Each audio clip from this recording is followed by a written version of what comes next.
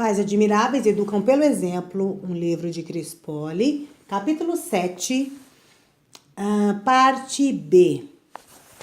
Como desenvolver a fidelidade. Não existe uma regra clara e rígida sobre como ensinar um filho a ser fiel, mas algumas atitudes podem e devem ser tomadas. O primeiro passo é estabelecer um relacionamento de compromisso com a criança.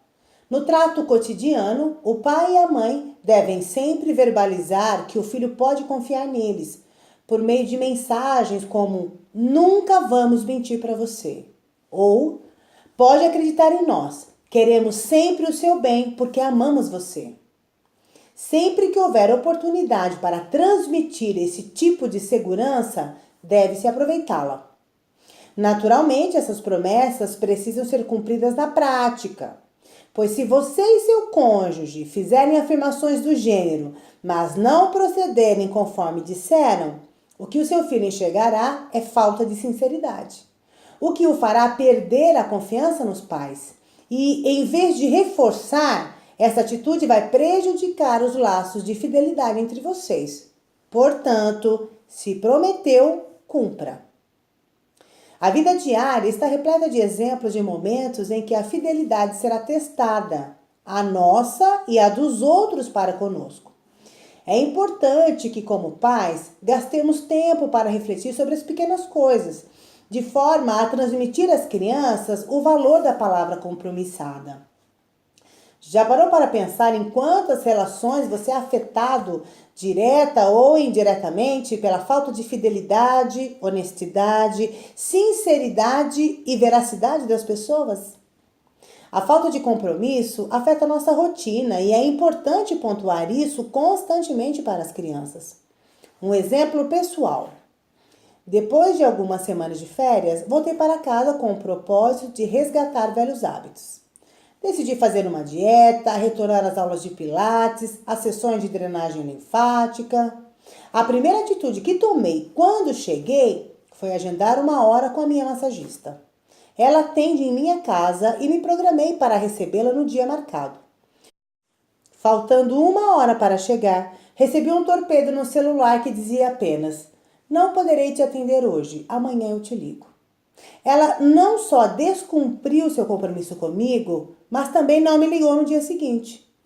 Não era algo muito importante, muito menos fundamental, mas fiquei bem chateada, porque todo o meu planejamento do dia foi frustrado em função dessa quebra de fidelidade ao compromisso.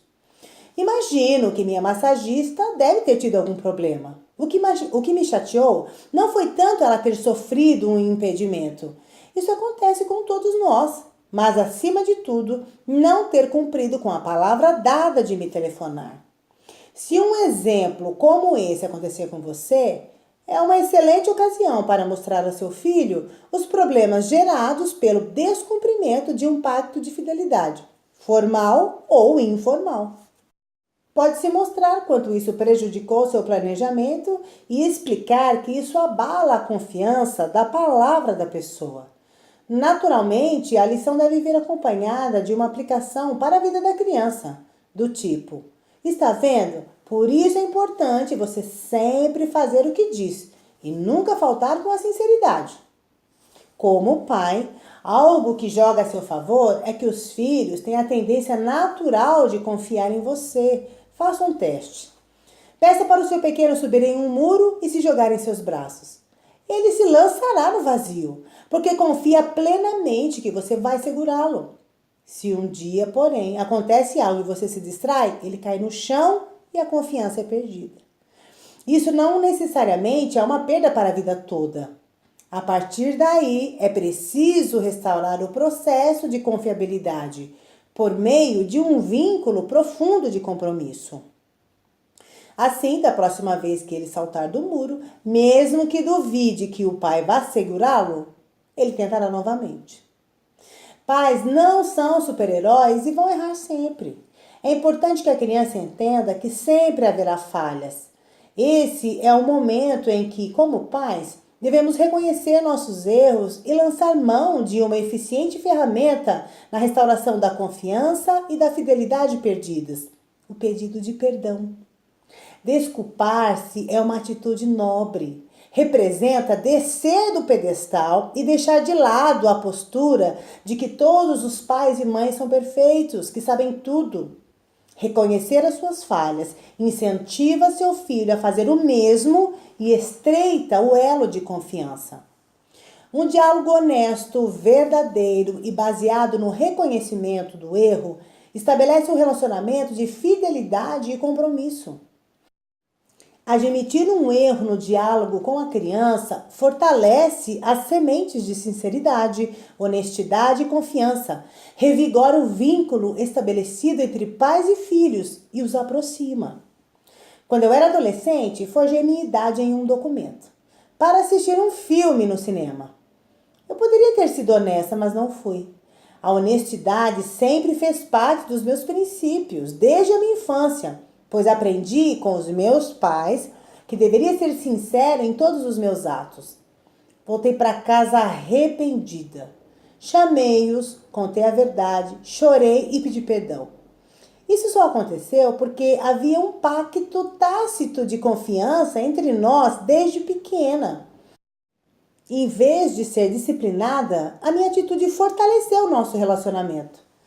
O relato bíblico mostra o perdão como uma decisão essencial na vida das pessoas.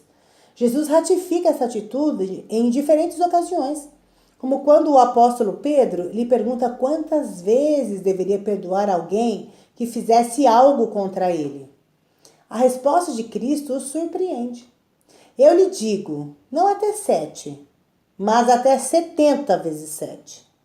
Isso é exemplo para nós e devemos fazer o mesmo para os nossos filhos, pois o perdão fortalece a fidelidade.